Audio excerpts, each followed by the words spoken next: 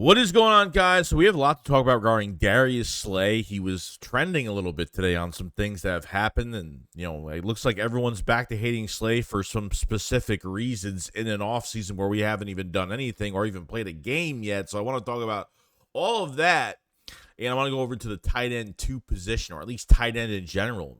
Is there a way they're going to find out who Dallas Goedert's future replacement is going to be? Is it now? Is it next year? What we have there, how many tight ends they could keep. So a lot to talk about. Now, I had some side effects from some medicine. So if you see me with a cough drop, my throat is like screwed right now. So just letting you know. And yeah, let's get into the video. Horror movies to know any weirdo wearing a mask is never friendly.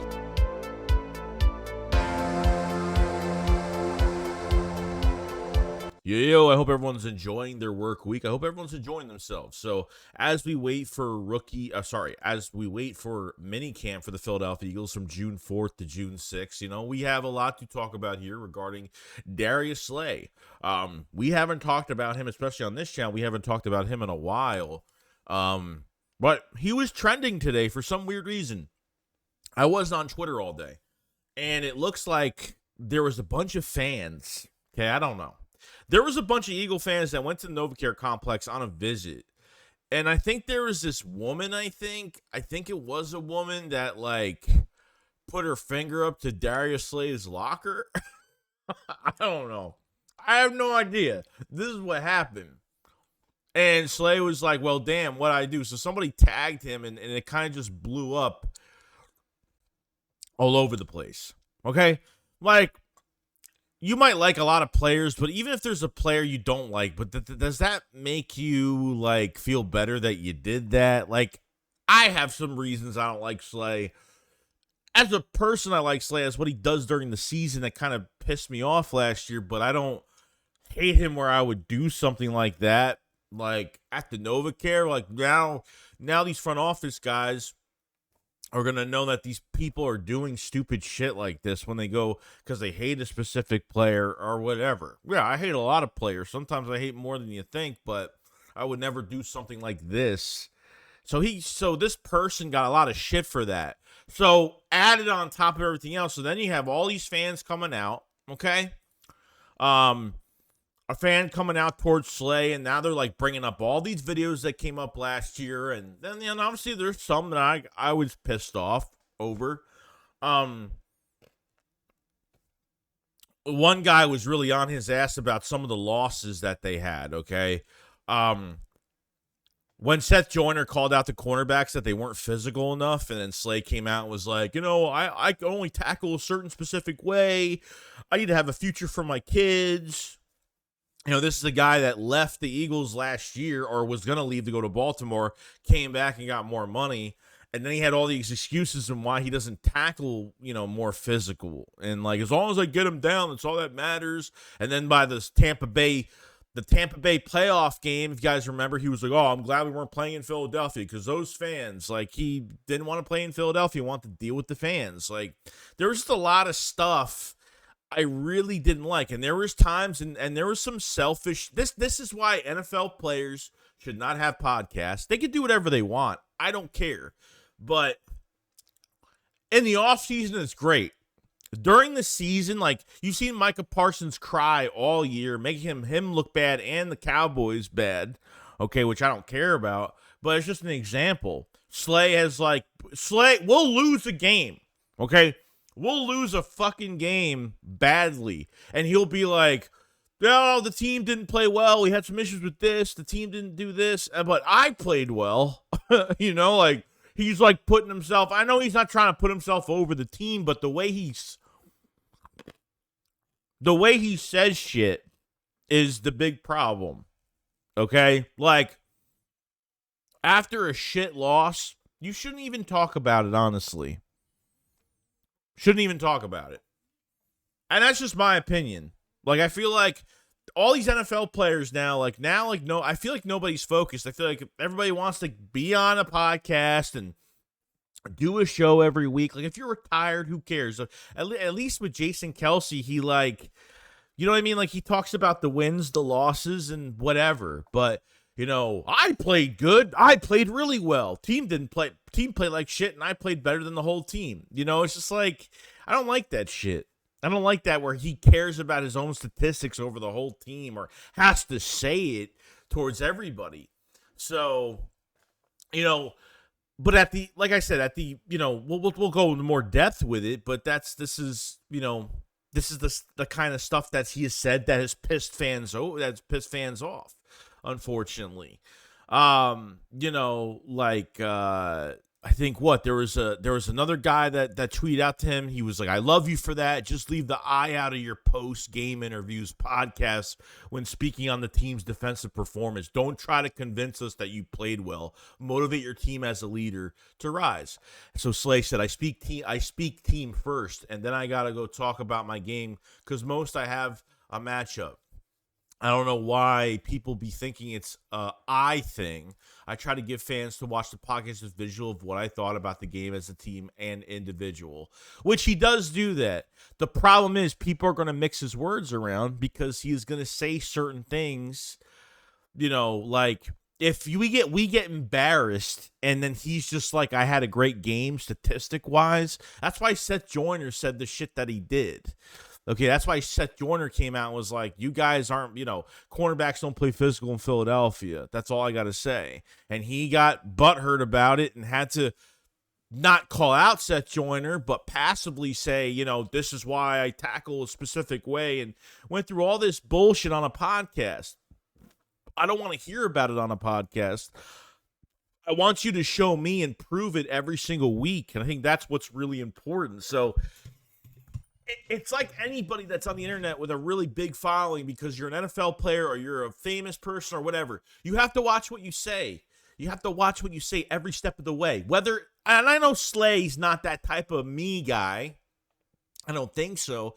But what he says comes off that way. So people get these mixed feelings about it. And I get it. Trust me. I say specific things on YouTube that, you know, like, I'll say one thing and people think I mean another thing, and that's probably like every day, so used to it by now. But you know, so he was just getting attacked like all day today. You know, the season's not even here. We haven't hit training camp yet.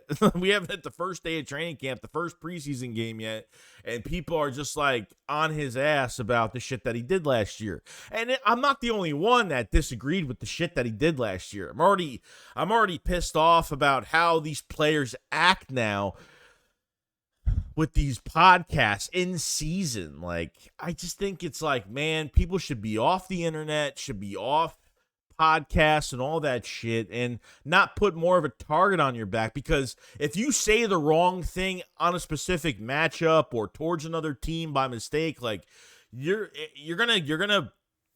can garnish bulletin board material so easily by saying something that you didn't mean to say on the internet or whatever, or on a video, a podcast, whatever the case may be. So he got a lot of shit for that. So, you know, I at the end of the day, and I'll close it on this, Slay has been one of the best cornerbacks we've ever had in a long time. Okay, statistically wise, he's done fantastic the last few years as an Eagle. He's done fantastic things. He's had his best career. He's had a better career with the Eagles than he did with the Lions. No joke. He is a fantastic corner. The reason I get mad at him is, first, sometimes he opens his mouth. Sometimes he says things during certain moments of the season that if it's a bad vibe moment, he shouldn't come out and just try to be funny about shit. You know, I get it.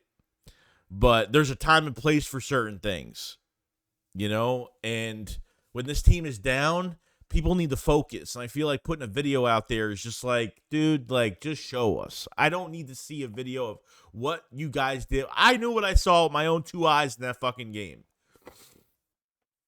So that's where we're at with that. And, you know, Slay's been a fantastic player here. This is probably his last year in Philadelphia. And, you know, whether Bradbury's gone post-June, whatever's happening with him, and whether Quinyon Mitchell and Cooper DeJean and, you know, Keely Ringo and Eli Ricks and some of these other guys, and want to see what we have. You know, Isaiah Rodgers, see what we have down the line. You know, so, like I said, respect Slay for what he does, and it involves the coaching too, because the coaches don't use him right. I mean, it's not just him; he's had his faults, but it's a lot of coaching as well, and not shadowing him on specific players every week like they used to do. So Slay had a day today. he had a pretty big day. So that was that. Now, last thing I want to talk about is Dallas Goedert. We talked about this probably a while back during the free agency period of what the Eagles are going to do. Dallas Goedert's hurt every single year, whether it's his fault or not. Even early last season, the Eagles didn't even target Dallas Goedert that much. Then by that Cowboys game when he got his broken forearm, they started to target him a little bit more in, those like couple games in there.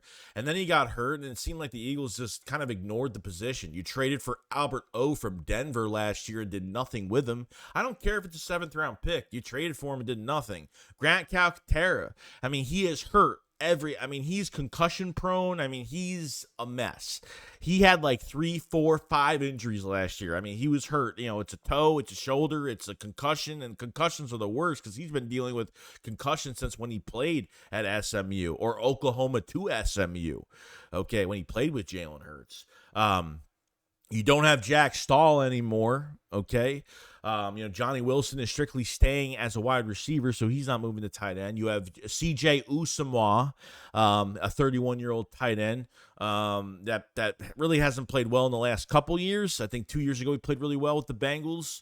But we need to see, they have a veteran presence right there, but behind. So you're probably going to keep 3 tight ends on the roster. You have that guy Castles from Tennessee. I forgot where he's from, the undrafted free agent tight end, and nothing crazy about him.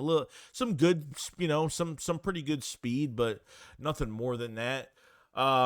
So there's really nothing there. I don't think the Eagles have prepared themselves this year to get a new tight end. So Dallas Goedert after this year, has 2 more years on his contract. So by the time he hits the age of 30 and plays the whole season, he'll be a free agent by that time.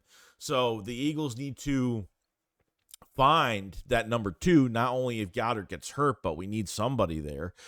Kellen Moore loves tight ends, and we need to, I think the tight end situation will be more of a next year type thing. Because at the end of the day, like even if Dallas Goedert gets hurt or they literally have nothing at tight end next year, just say Albert O just looks like crap, Calcaterra looks like crap, they could throw Will Shipley there. They could throw another guy there. It's not that it's impossible. Paris Campbell, they want to add another receiver to play tight end or something like that. They can do that. They can add other guys. So I feel like they have so many different combinations they could do if they have no tight ends, if they feel like they need to add in another weapon on the field, and maybe they put someone else as a tight end that's out of position but could produce, then screw it. You know what I mean? So I know if the Eagles have a opportunity to do something like that, they'll do that and put in the right guys on the field if we're depleted at tight end this year. So I feel like this is going to be more of a next year type thing. I don't think they're really caring. CJ Usamoah, Calcaterra, they do like. Jack Stahl goes to the Giants, so really it's CJ Usamoah. So they signed they signed a veteran, so they feel like they're good enough until next year. I think then they got to start seeing like you're not. I don't think you're paying unless it's going to be a short-term deal with Dallas Goedert after the season next year or like 2 years from now. We'll see what happens. A short-term deal most likely, but you need depth behind it. You really do. And we're going to find out what it's all about.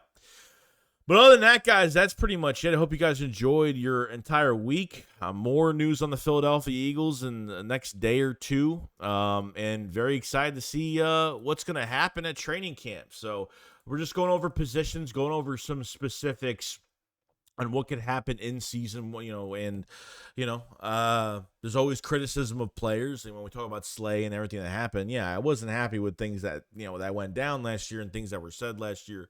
So that's where we're at. If you guys haven't either checked the Philly Shakedown podcast merch, we have our merch available. We have the Howie Roseman Big Pimpin' shirt on pre-order right now. So definitely order up some Big Pimpin' shirts. The Cooper DeJean Flying Frenchman shirt, definitely picked it up. We have Axeman Jr., Axeman 2 merch. If you want to pick up a Philly Shakedown podcast shirt, pick it up. Everything comes in 3 colors, no fading, no nothing. Definitely check it out in the links below. But other than that, guys, that's pretty much it. So I will see you guys on the next one. Shake Squad up, follow slide. Peace out, guys. Peace.